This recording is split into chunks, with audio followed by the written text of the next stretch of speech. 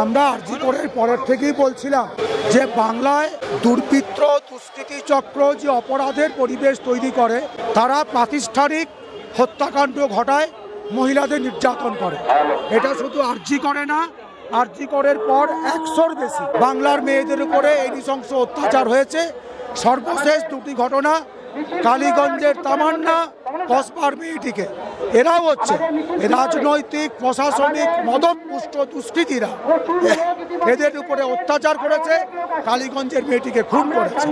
আমরা মনে করি আমাদের রাজ্যের যারা প্রশাসনে আছেন, যারা হচ্ছে যে আমাদের এখানে রাজনৈতিক দলগুলি যারা ক্ষমতায় আছে, তারা দুর্নীতি এবং দুষ্কৃতী চক্রকে প্রত্যক্ষভাবে মদত দেন। পুলিশ প্রশাসন তারা হচ্ছে যে দুষ্কৃতীদের আড়াল করেন, তারা প্রমাণ লোপাট করেন। তাই হচ্ছে যে তারা অপরাধীদের পাশে দাঁড়ায়, তারা হচ্ছে যে যারা নির্যাতিতের পাশে দাঁড়ায় না।